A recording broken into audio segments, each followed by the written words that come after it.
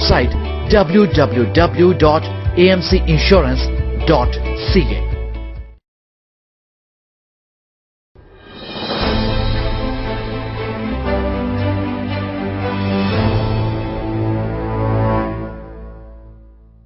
Hello everyone, a very good evening. I'm your host Gurtej and I have Parminder Singh, my co-host for the weekly podcast.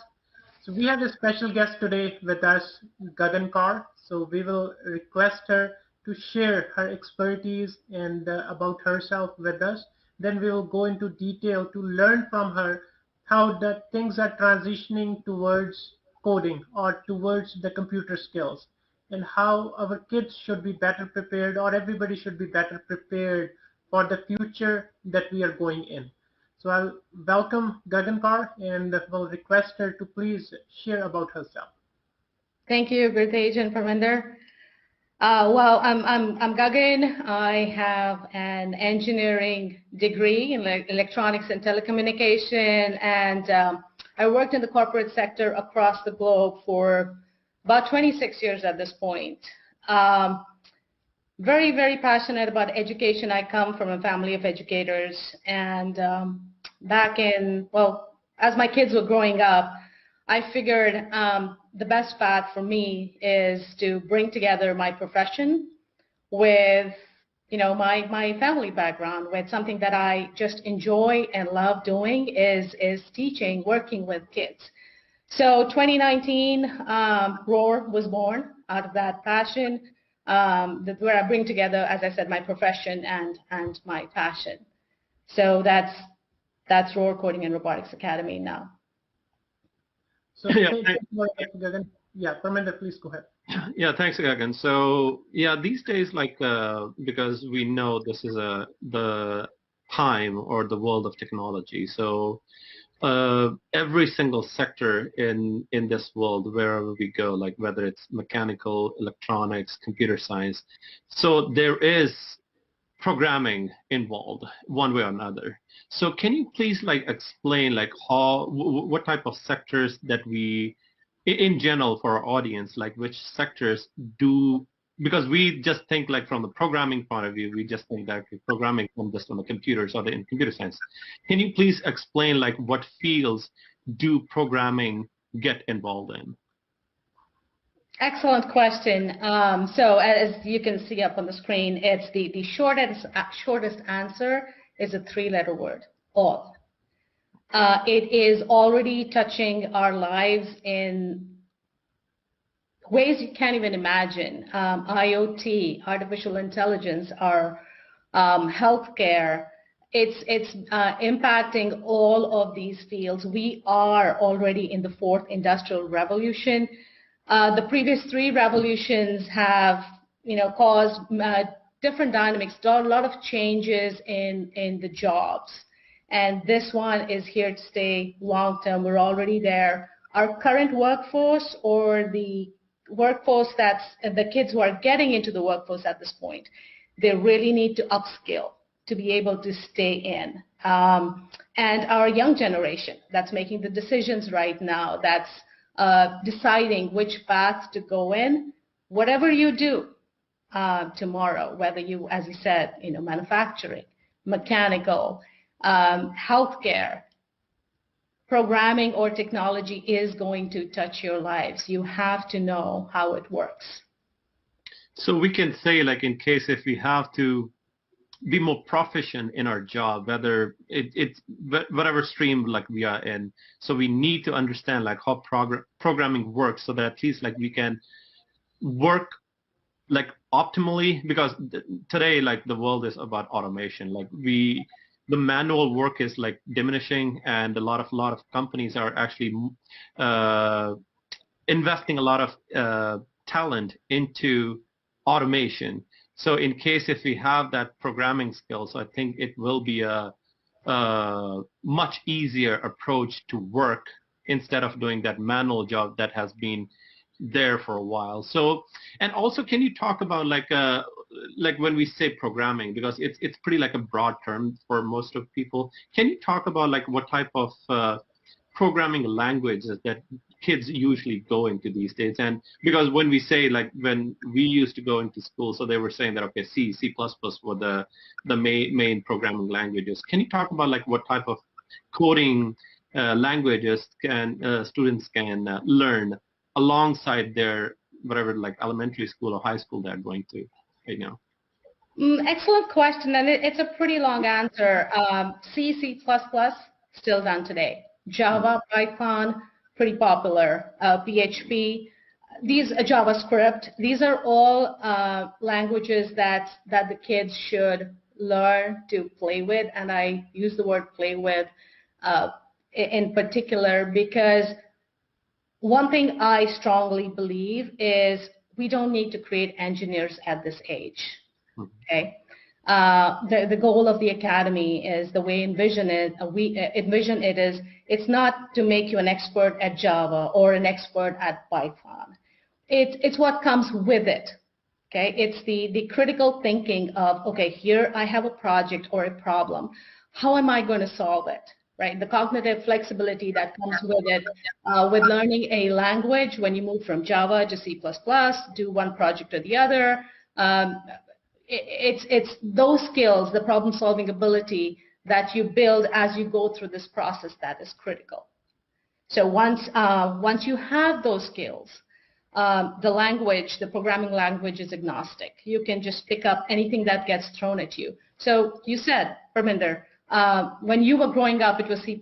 Interestingly, it's C++ still, C and C++, there's Java, and there's Python, and there's, PHP. And it's going to change by the time these kids grow up, yep. Right? We don't know what it's going to be. Big data came along, and then something else will come along. It is going to change. Every 5 years, technology is going to change. What's going to stay with you is your cognitive flexibility, your critical thinking, the problem-solving skills that you learn as you learn the languages that are available today. And another, like a question about from the kids' point of view, like for example, kids can learn at their own pace, but like how much time do you think a kid can be ready to like understand the fundamentals of the programming, and he or she will be able to like start writing code by himself or herself? There's no one answer to that. Every child is different.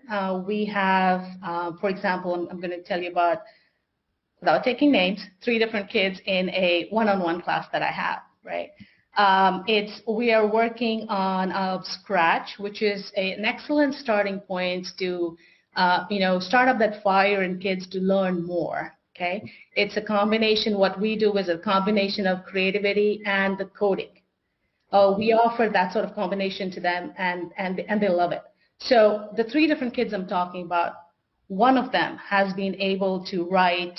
I can't say lines of code because it's block-based coding, but if I were to translate into lines of code, thousands of lines of code within one project, a 4th grader. And he's using that to create an animation. So he's written a story, and he's using that to create an animation, and he's learning everything about coding. Okay, I have another student who's probably going 1/4 of that pace. Again, learning, getting exciting, loving what she's doing, and never thought of going into programming, but wants to do more now. Now she's thinking of going into Python. Yeah. Okay. So again, there's no one answer. It depends on the ability of the child. It depends how we're able to build up the excitement, the interest, and that's what we want to do. Whether it takes 6 months to 3 years, we want you to love the subject to be able to want to know more when you leave. Yeah.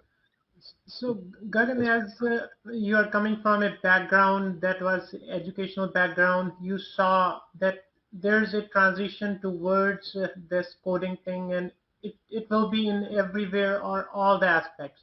So you have started this great initiative with the Ruru Academy where you will be teaching it to kids. So a question came to my mind, as it's 2020, everything has been disrupted. So majority of the things have transitioned online. So majority of the jobs will be displaced in future.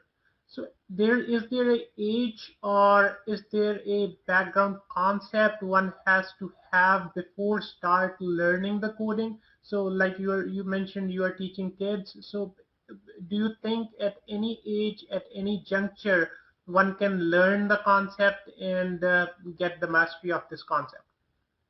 Absolutely. We have kids as young as 5 who can start learning. We have kids with us up to grade 11 and 12 who were coding for the first time. They started with the same programming platform as the 5-year-old started. So again, it's all child dependent, and then how fast they learn and how far they get. We have students, I'm going to think back here a little. I think I have a 7-year-old, and the eldest one is an 11th grader. They're all doing web page development. They're making their own web pages, and we're going to make that live on our website. So what they're able to achieve and how much they're able to learn and the finesse that goes into building their web page is going to be different. But the interest it's creating in them, when they click that button and they see their web page go live, even if it may not be perfect, it's just what we want. It's once they see it live, they want to do more, and as they grow up, their capacity will increase, and they'll want to do that more and more. And also, again, like for example, sorry, Gurtej. So there's a very good point that you brought up. So like, for example, the imagination or the innovation that we usually use the term in IT these days. So that's the key factor. So can you talk about, like, for example, what type of mental model we have towards jobs, like when we work? What's the mental model behind it? Because sometimes it can be imaginative, but sometimes it's just like doing the job day-to-day basis as a robotic. So can you talk a little bit more about this? Excellent question. So we believe jobs can be classified into 4 broad categories. One's the robotic algorithmic jobs, right? Now there's the rote jobs, point A to point B, give the instructions, and do that task. A third category is talent-driven. These are the skills, the professional jobs. And then there's the imaginative, unique, and creative jobs. That's where our innovators are going to be sitting, right? So you can see right from that graph how the digital revolution is going to change that. It's already changing that. Those 2 categories are eventually not going to be human-led, right? The first 2 that I mentioned, they're eventually not going to be human-led. So you want to position yourself. You want to pivot today. So who are already in the workforce or fresh in the workforce, you want to make sure you upskill yourself today. Yeah. Okay. AI is here. It's going to be taking over. But it's not all doom and gloom. It is going to create, I believe, I think the last number I saw is more than 130 million jobs in the next 5 to 6 years. So you want to make sure you're ready for that. You make sure you move to the right quadrant to be able to prepare to be successful. But our younger generation, the kids that we work with, grades, kinder through 12, you have a head start. You have a head start. You have the awareness today. We want you to have the awareness today. That's why we are here. We want you to be exposed to all of the options, to be able to decide where you want to be when you enter the workforce. And most importantly, we want you to love what you do. That's the way the curriculum's designed, is for you to be able to love and enjoy what you do. Yeah. So Gagan, here as we see that there are different portfolios or different areas inside the coding arena. So one thing you mentioned, a 5-year-old or one that is going in 11th grade, they can grab the concept simultaneously. So there's always a misconception like this is a new platform or not everybody is aware of coding or the computer skills. So normally we correlate it with if somebody has started learning mathematics from 1st grade to 12th grade, then only they can go into engineering profession. Or somebody who has studied from 1st grade to 12th grade the biology, they can only go into the medical profession. So one thing you mentioned that there will be millions of jobs created. that means some jobs will be transitioned, or some workforce has to transition from their current opportunities towards coding, towards computer skills. That's So right. if somebody is at their like 35, 40 or 45 or that age group, can they learn also? If yes, so what is the route for them to learn and do the transition? Yes, they absolutely can, and they absolutely must think of this.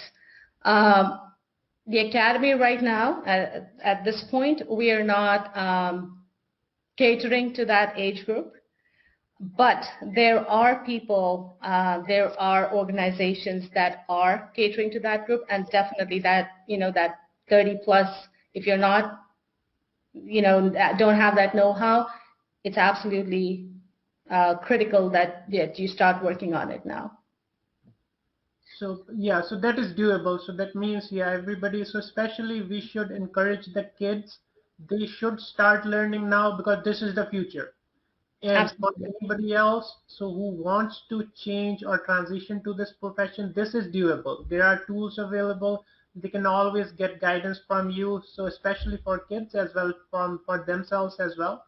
So get guidance, and if somebody is interested, so they should definitely explore these opportunities. Absolutely, absolutely. But I just like a step back to a very interesting point you made about mathematics and biology, right? Starting at kinder all the way up to 12th grade, you have to do math.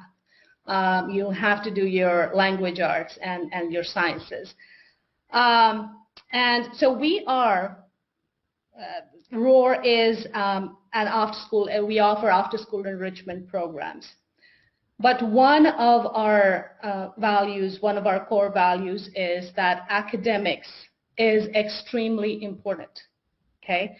And we use kind of Maslow's hierarchy of needs, as we call it in the business world, to drive that. And we believe that academics is the basic need that must be fulfilled. So yes, we offer coding robotics, and we'll help you, develop a love for that subject. We'll give you exposure to some niche technologies. We'll have hands-on projects, but your academia is extremely important. Your math, your ELA is extremely important. I think it's the slide after that. Great.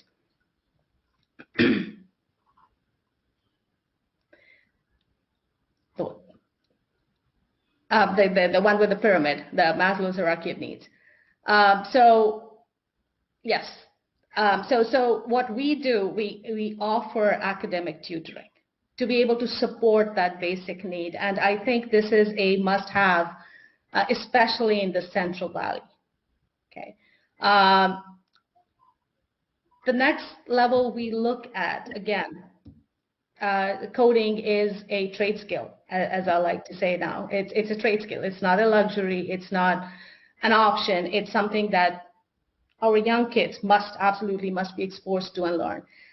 But that's the niche area. That's the self-actualization. That's at the top of the pyramid. That's another very important layer that we have built into our curriculum at the academy, is to fulfill the physiological needs of the kids, the social-emotional learning, as we call it. So this was, this is there, but given 2020, this has come into the limelight. It has shown everybody how critical that is, that social-emotional support. Okay, I just like to give an example here of, it's actually my sister's favorite story, and that's where I got it from. Helen Keller, we all know her. She was written off by everybody. Okay, there's one person who had faith in her, that stood by her, and that was her teacher, Anne Sullivan. Okay, and this is where I think this is what our kids need, along with all of the education that they're getting. Okay, and we absolutely support that. We've entwined that into our curriculum. An example, a real life example is 2020 has been hard on everybody, right? And we hear high school and elementary schools and everybody talking about mental health. and there are seminars and conferences, and this may happen and that may happen. Great, all that is good. The way we're doing it, for example, is we're running an original oratory competition. Okay, and the topic is "We shall overcome." Okay, we shall overcome. We have the kids. The kids are going to write about it. Writing is therapeutic, so they're going to be able to express what they feel in writing and speaking. So we're having coaching sessions with them to help them write and deliver their speeches. But that whole process is part of that middle layer that you see up on the screen, because it's going to be therapeutic. They're going to be able to voice their feelings. They're going to be able to express. And that's a very, very important part of what we are doing. Thanks, Gagan. So another question, because we live pretty close to most technologically advanced cities like Silicon Valley, but still on this side of the hills. So there's a huge gap between the knowledge that we have versus the people living in Silicon Valley have. So can you talk about like what are we lacking and how can we cope up with that gap, and how can we match our skill set, and how can we help uplift our income as well as our skill set from a technological point of view to cope up with that difference? So that's the difference you see up there, how stark that is.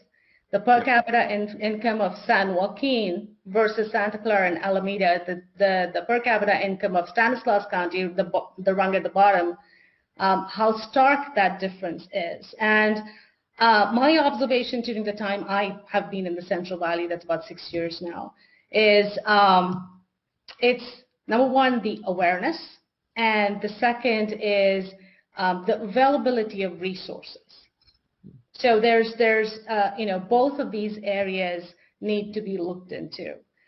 So even if there is awareness sometimes, and maybe there is access to some resources, but then the basic needs aren't met, right? The grades are lacking, they're falling behind. So that's why we're building an organization that fulfills to all of those needs. Okay, and we equip them, we make sure we support them academically, we make sure we provide that emotional support, social-emotional support, and then give them exposure to all technologies. We have everything from, data analytics, AI, IoT, robotics, we're going to go expose them to all of these for them to be able to know and make good decisions about their careers as they go forward. And hopefully, it's not going to happen immediately, but maybe a generation from now we can flip those numbers, and that's one of the goals. That's where we're working at the grassroots level. That's where we're working in small cohorts. That's why we have live instructors. 2020 has been crazy. I mean, kids have been online playing games, watching videos for coding. Great, that's exposure, but what comes from working together in groups, in teamworks, in hands-on projects is a totally different experience. Yeah. Hopefully those numbers will flip one day. Yes, that's the goal. We have to flip those numbers. Yeah. So, sorry, go ahead. No, go ahead.